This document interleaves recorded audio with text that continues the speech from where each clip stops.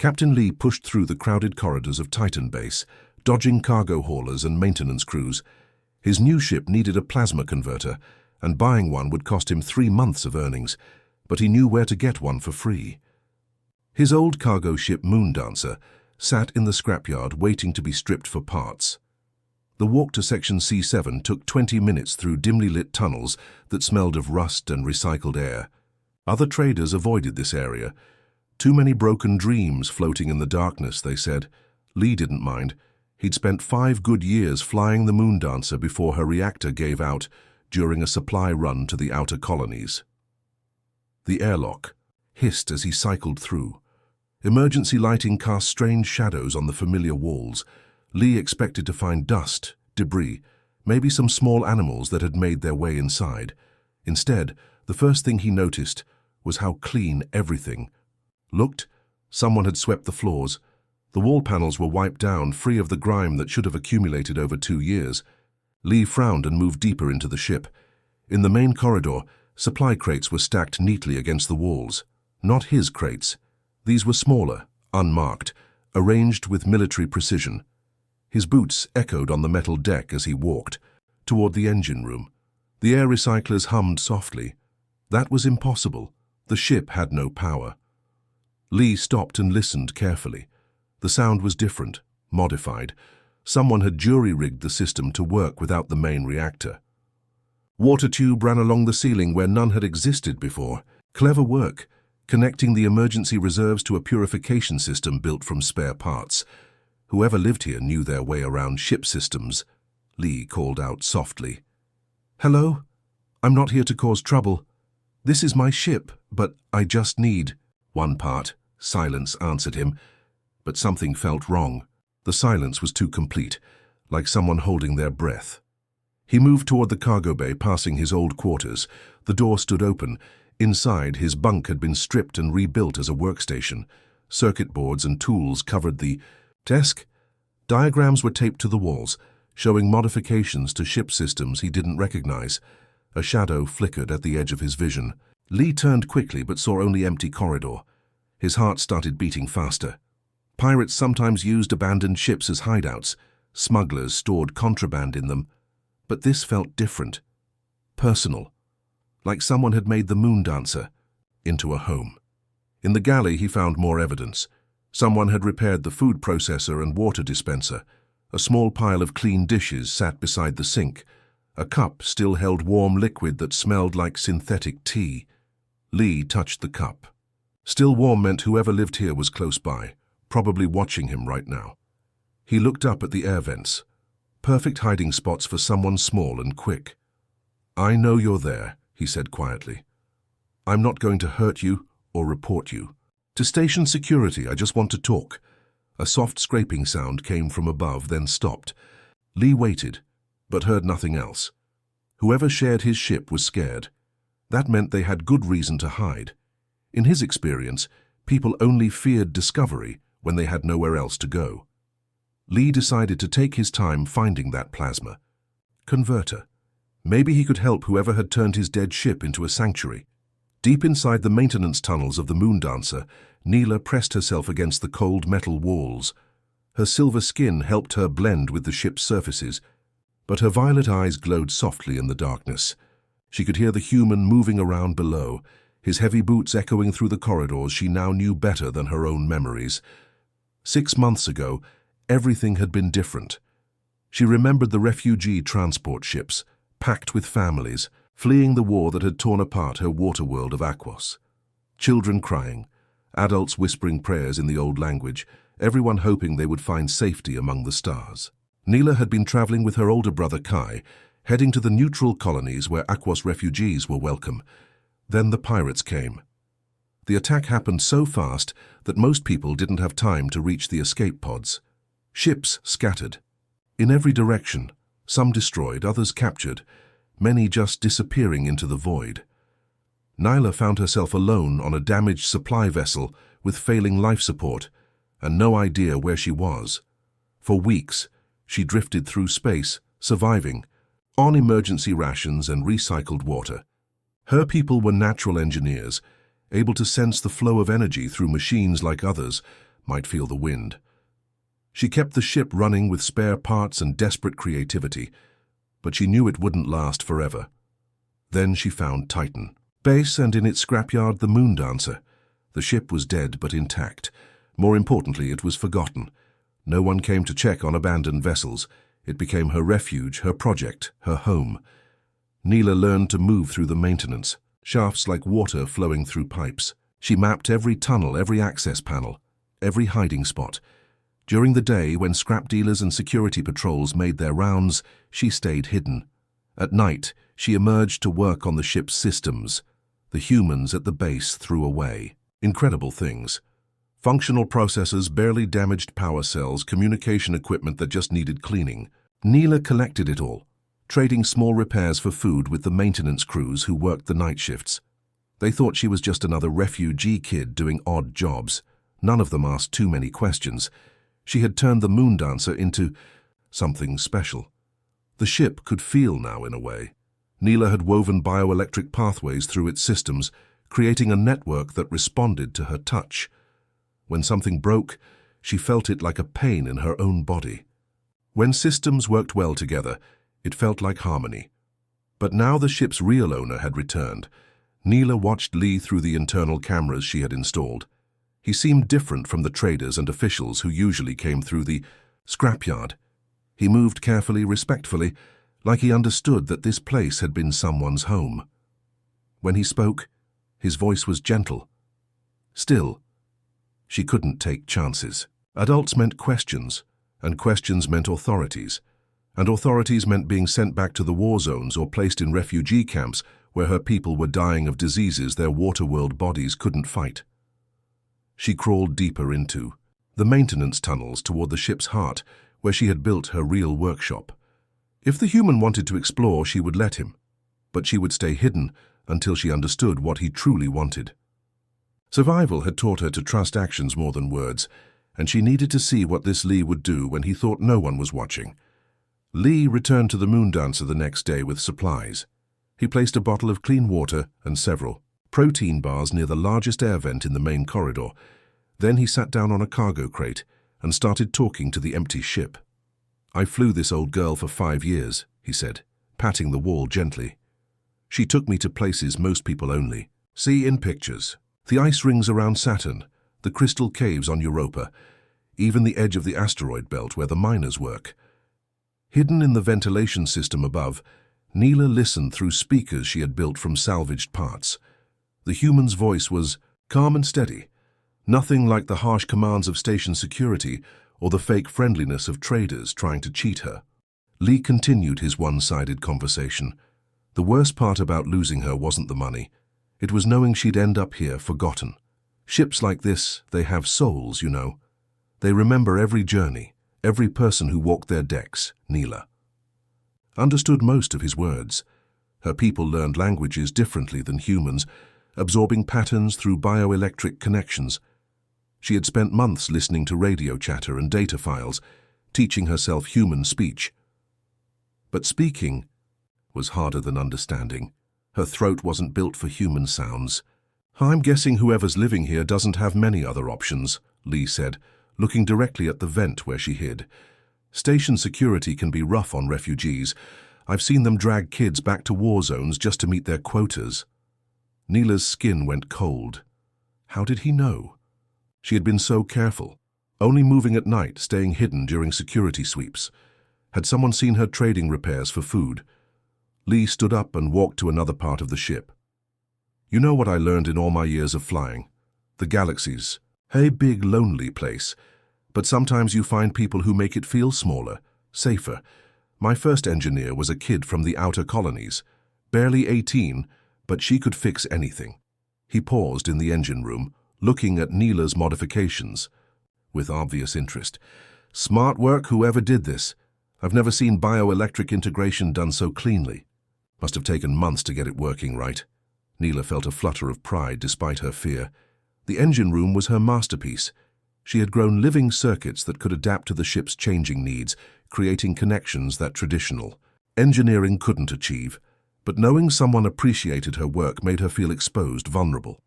"The thing about being alone in space," Lee continued, is that it teaches you what really matters. Not cargo manifests or profit margins, just having someone who understands what you're trying to do. Over the following days, Lee established a routine. He would bring supplies, leave them near the vents, and talk while he worked on various parts of the ship. He never tried to force contact or search for hiding spots. Instead, he shared stories about planets he'd visited, people he'd met, challenges he'd overcome. Neela began to relax slightly. She started leaving the empty water bottles. Where Lee could find them, a silent acknowledgement that someone was accepting his gifts. Sometimes she would adjust the ship's systems while he watched, showing off her skills without revealing herself. But always, the fear remained. What happened when he finished whatever he was doing? Would he report her presence to the authorities? Would he claim the ship and force her to leave? Her homeworld was still burning. The refugee camps were overcrowded and dangerous. She had nowhere else to go. So she listened, learned, and waited to see what kind of human this Lee really was. Lee spent his 4th day aboard the Moon Dancer, following the strange pathways that now ran through his ship's walls. What he discovered made him stop and stare in amazement. These weren't just repair jobs or simple modifications. Someone had completely transformed his cargo hauler into something he'd never seen before. The bioelectric conduits pulsed with a soft blue light, like veins carrying lifeblood through a living body. Lee touched one carefully and felt a slight tingle, as if the ship was aware of his presence. The organic material felt warm, almost alive. Yet it interfaced perfectly with the cold metal circuits of human technology. "This is impossible," he whispered, tracing the pathways with his flashlight. "Biological systems can't merge with standard ship electronics. The power requirements alone would..." But as he followed the conduits deeper into the ship, he saw how wrong he was. Whoever had done this work understood both human engineering and something far more advanced. The organic circuits adapted their power draw based on need, becoming more efficient during low activity periods and boosting performance when systems required extra energy. In the engine room, Lee found the heart of the modifications. The old plasma converter he'd come to salvage was still there, but it was wrapped in a cocoon of bioelectric tissue that regulated its output with incredible precision. The dangerous power spikes that had originally destroyed his ship were now smoothed into steady, reliable energy. "Smart," Lee admitted, running his hand over the organic shell. "Damned smart." But as he studied the work more closely, he noticed problems. The bioelectric pathways flickered occasionally, showing signs of stress. Some connections sparked intermittently, creating small but dangerous power surges. The organic material looked thin in places, as if it was struggling to maintain itself. Lee pulled out his portable scanner and ran diagnostics on the hybrid systems. The results made him frown. The biotechnology was incredibly advanced, but it was also failing. Slowly, steadily, the living circuits were dying from lack of proper nutrients or incompatible interfaces with human technology. "She's running out of time," Lee realized, speaking to the empty engine room. "This whole system will collapse within a few months." He began to understand why his mysterious resident stayed hidden. This wasn't just someone seeking shelter. This was an engineer, probably young and inexperienced, conducting experiments that were far beyond current human understanding. The kind of experiments that would attract attention from military researchers, corporate scientists, or worse. Lee had heard rumors about Aquos refugees and their natural ability to grow living technology. Most humans dismissed it as primitive, biological tricks, nothing compared to proper mechanical engineering. But seeing it in action changed everything. This hybrid approach could revolutionize space travel, making ships more efficient, more adaptable, more alive. The question was whether his hidden engineer understood the implications of what she'd created, or if she was just trying to survive, using her natural abilities to keep an old ship running without realizing she'd built something that could change the galaxy. Lee found more evidence of experimentation throughout the ship. Test panels where different bioelectric configurations had been tried and abandoned. Detailed diagrams drawn on metal surfaces showing theoretical improvements that hadn't been implemented yet. Even a small workshop hidden behind a false panel, filled with organic samples and crude laboratory equipment. "You're not just hiding," Lee said aloud, hoping his voice would carry through the ship's communication system. "You're researching, testing, building something new." He paused in the corridor, looking up at the ceiling where he knew cameras and speakers were hidden. "But you're doing it alone, and that's dangerous. This technology, it's incredible, but it's also unstable. You need help." The ship remained silent, but Lee could sense something listening in the darkness above. Lee arrived at the Moondancer the next morning with a toolbox full of proper engineering equipment. Instead of his usual spot in the main corridor, he went straight to the engine room and began setting up a portable workstation. "I know you can hear me," he said, connecting a diagnostic scanner to the ship's power grid. "And I know you're watching through those cameras you installed. So let's make a deal." He pulled up the scan results on a small screen, showing the failing bioelectric pathways throughout the ship. "Your modifications are brilliant, but they're dying. The organic circuits are breaking down because they're not getting the right nutrients. You need help, and I need to understand how this technology works." For several minutes, nothing happened. Then a soft crackling came from the comm speakers, followed by a hesitant voice. You want to learn?" The words were carefully pronounced, with a slight musical quality that made them sound almost like singing. Lee smiled, trying to keep his voice calm despite his excitement. "I've been an engineer for 20 years, and I've never seen anything like what you've built here. Yes, I want to learn, and in return, I can teach you about human technology, show you how to make your systems more stable." Another long pause. Then the voice came again, stronger this time. "The biocircuits need mineral compounds, specific elements that help them grow and repair. I have been improvising." "What kind of minerals?" Lee asked, pulling up a periodic table on his screen. "Lithium, magnesium, trace amounts of copper and silver, but the ratios must be precise, or the tissue rejects the mechanical interfaces." Lee nodded, making notes. "I can get those. The mining supply depot has everything we need, but first, can you show me how the bioelectric pathways actually work?" Over the next hour, the hidden engineer began explaining her technology through the comm system. Her people, she said, could grow living circuits the way humans grew plants. The organisms fed on electrical energy and raw materials, creating pathways that could think, adapt, and repair themselves. "Human technology is rigid," the voice explained. "Fixed patterns, unchanging responses. Bioelectric systems learn, evolve. When ship needs more power, circuits grow stronger. When systems are damaged, tissue roots around problems." Lee was fascinated. "So the ship can actually heal itself?" "Yes, but slowly, and only if it has proper nutrients and stable environment." As they talked, Lee began making careful adjustments to the failing systems. The voice guided him, explaining which connections were critical and which could be modified. In return, Lee showed her how human power regulators worked, how to prevent the dangerous fluctuations that were damaging her biocircuits. "Your people must be incredible engineers," Lee said as he installed a new stabilizing unit. The voice grew quiet. "Were. Many died in the wars. Knowledge was lost. I learned from my grandmother before the attacks came." Lee felt a pang of sympathy. "I'm sorry. War destroys so much more than just buildings and ships. They worked together for hours." The mysterious engineer directing Lee's hands, while he provided the tools and materials her systems needed. Slowly, the bioelectric pathways began to glow brighter, their flickering reduced to a steady pulse. But their collaboration was interrupted by the sound of approaching footsteps in the scrapyard outside. Lee quickly shut down his equipment and moved to a porthole. "Security patrol," he whispered into the comm. "3 officers moving this way." The voice from the speakers sounded frightened. "They have been coming closer each day." Someone reported unusual activity in this section. Lee watched the patrol examine nearby ships, checking for signs of habitation. They were methodical, thorough, and getting closer to the Moondancer with each sweep. "We're running out of time," he said quietly.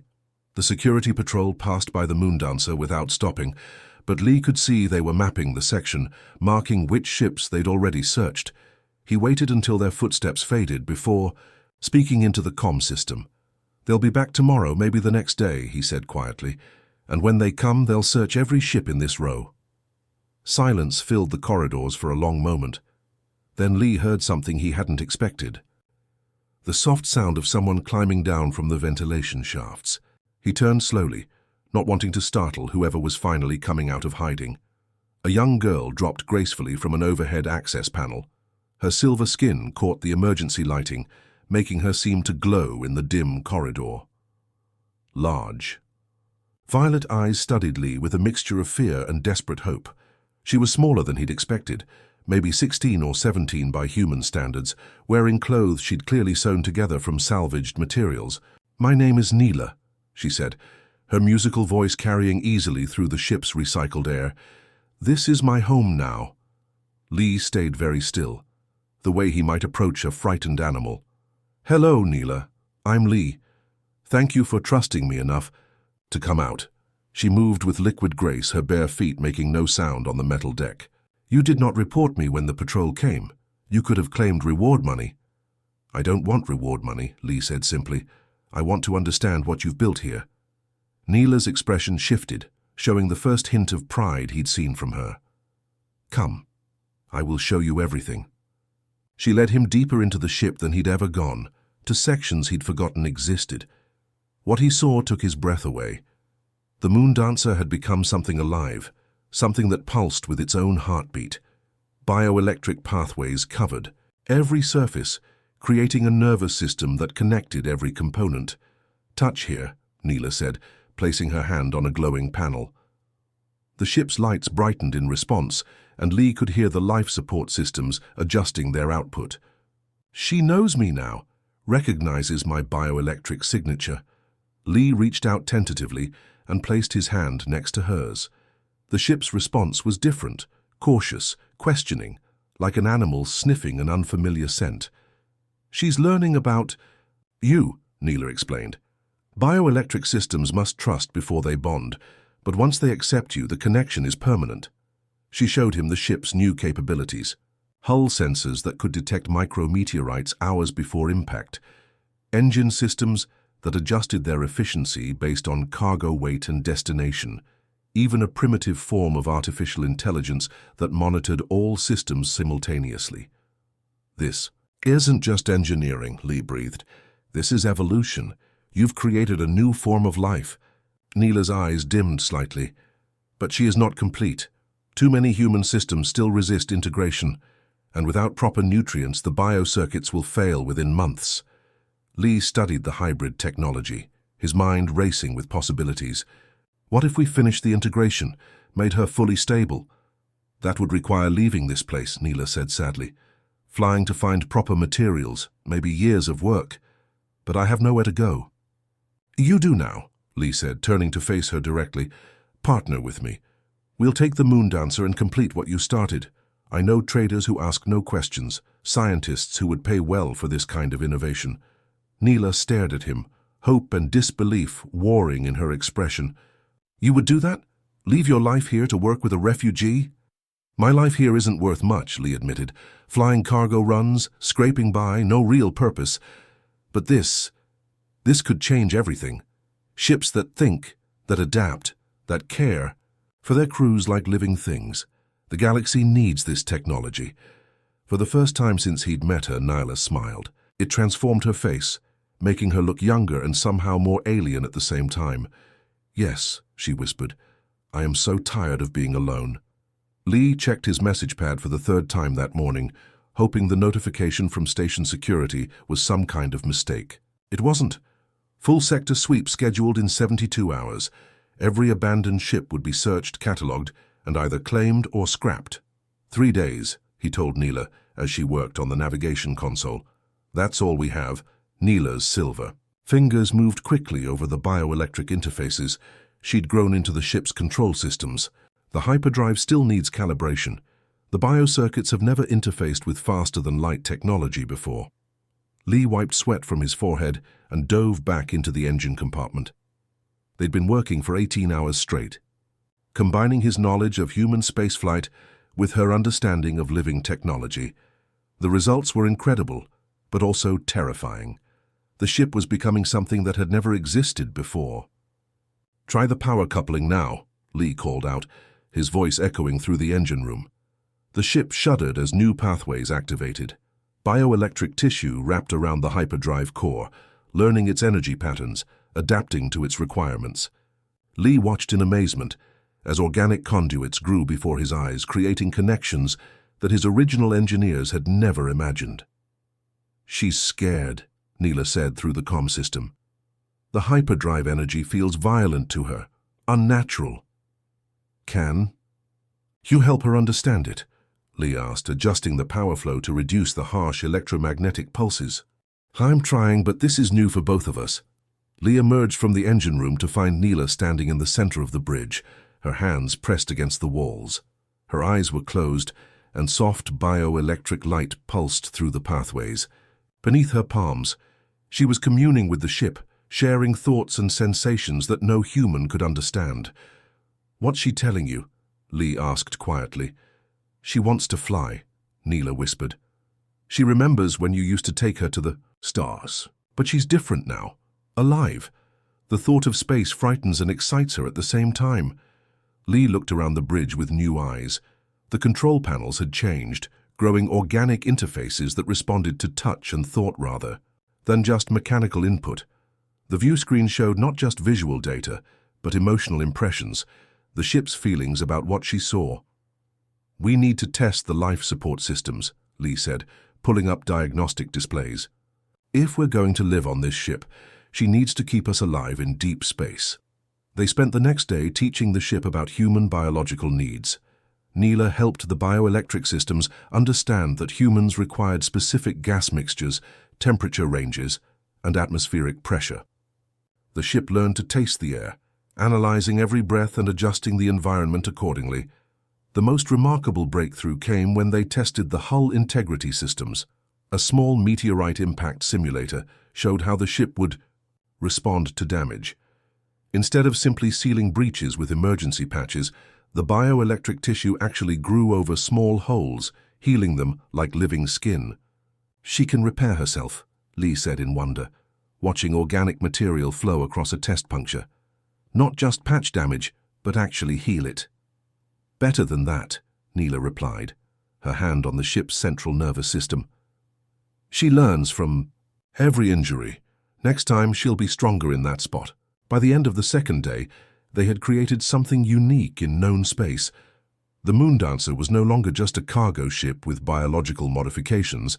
She was a hybrid being, part machine and part organism, with her own primitive consciousness and the ability to grow, learn and adapt.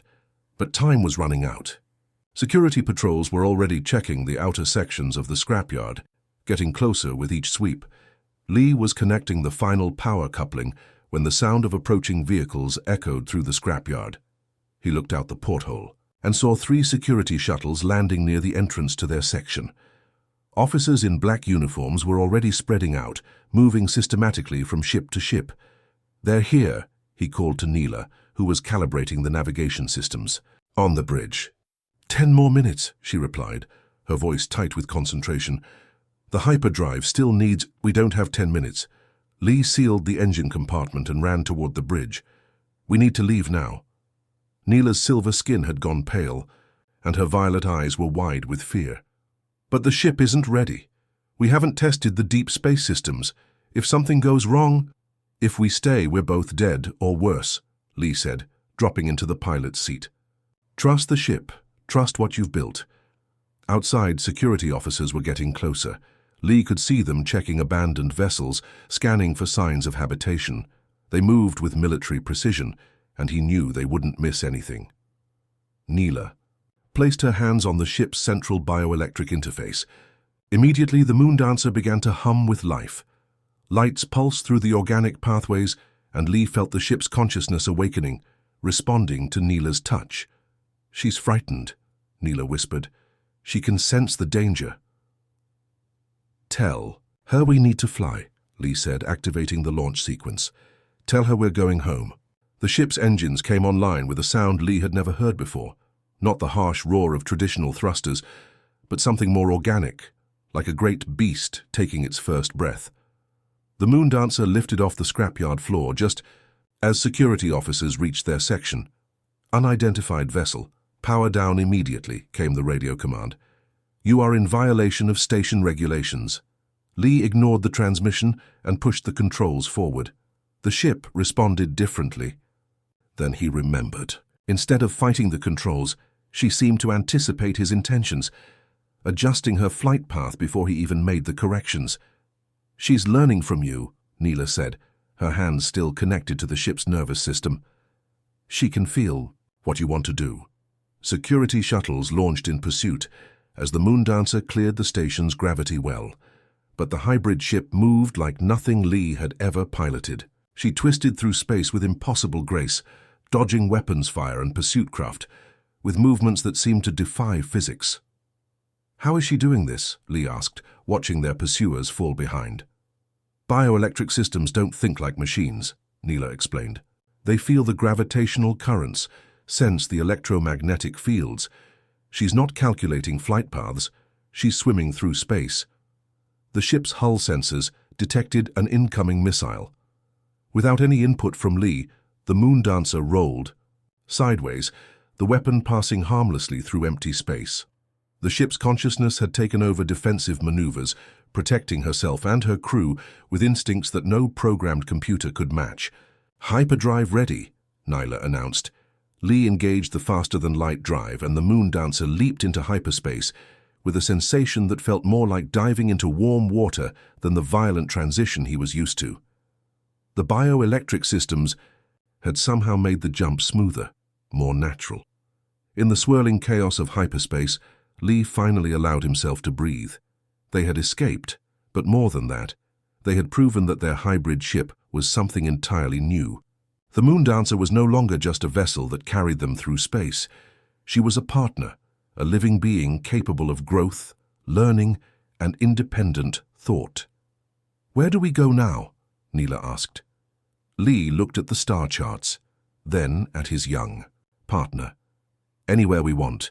We have the first living ship in the galaxy. The possibilities are endless." 3 months after their escape from Titan Base, Lee and Neela sat in the offices of the Colonial Engineering Guild on New Geneva Station. The bureaucrat across from them kept staring at the registration documents, as if reading them again would make them make more sense. "Let me understand this correctly," the official said, adjusting his glasses. "You're registering an Aquos refugee as your chief engineer and equal business partner?" "That's right," Lee replied calmly. "Neela has designed technology that's years ahead of anything currently in use. She deserves full legal protection and recognition for her work." The man stamped the papers with obvious reluctance. "Very well, but I hope you know what you're doing, Captain Lee." Outside the office, Neela's silver skin shimmered with excitement. "Is it real? Am I truly safe now?" "As safe as anyone can be," Lee assured her. "You're a registered citizen of the Colonial Alliance now with full rights and protections." Their first demonstration of the Moondancer's capabilities had created quite a stir. The ship's ability to self-repair, adapt to different environments, and respond to bioelectric commands fascinated scientists throughout human space. Within weeks, they were receiving offers from research institutions, military contractors, and private corporations. "We need to be careful who we work with," Lee told Neela as they reviewed the latest batch of proposals. "Some of these people just want to copy your technology without understanding it." Neela nodded, her violet eyes scanning through the documents. "My grandmother always said that sharing knowledge was sacred, but it must be shared with those who will use it wisely." They chose their partners carefully. Dr. Kim from the Institute of Advanced Engineering became their first collaborator, a human scientist who understood that bioelectric technology required patience and respect rather than brute force analysis. Her team began developing smaller applications of Neela's work, medical devices that could adapt to individual patients, communication systems that responded to thought patterns, even building materials that could repair themselves. The real breakthrough came when other refugee species heard about their success. A young Crystallian engineer named Jax approached them at a trade conference, offering to share his people's knowledge of mineral-based computing in exchange for bioelectric training. Soon they had assembled a small team of alien specialists, each bringing unique perspectives to their hybrid technology research. "Look at this," Neela said excitedly, showing Lee the latest test results. When we combine crystalline mineral processing with aquos bioelectrics and human mechanical engineering, the efficiency increases by 300%. Their workshop on Frontier Station became a gathering place for interspecies collaboration. Human engineers worked alongside alien specialists, sharing techniques and solving problems that no single species could tackle alone. The Moon Dancer served as both laboratory and proof of concept, demonstrating what was possible when different technologies merged successfully. Military officials took notice when their hybrid ships proved superior in every category: speed, durability, adaptability, and crew safety. But Lee and Nyla insisted on ethical guidelines for any military applications. Their technology would be used for defense and exploration, not conquest or oppression. "We're not just building better ships," Lee explained to a gathering of colonial alliance leaders. "We're proving that cooperation between species creates results that none of us could achieve alone."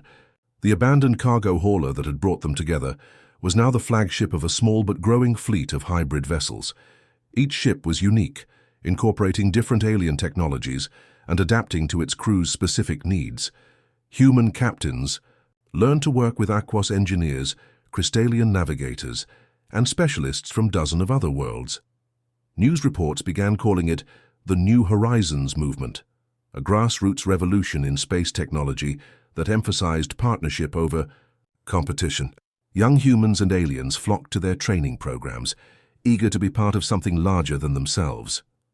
Standing on the bridge of the Moon Dancer, watching a mixed crew of humans and aliens work together seamlessly, Lee felt a deep satisfaction.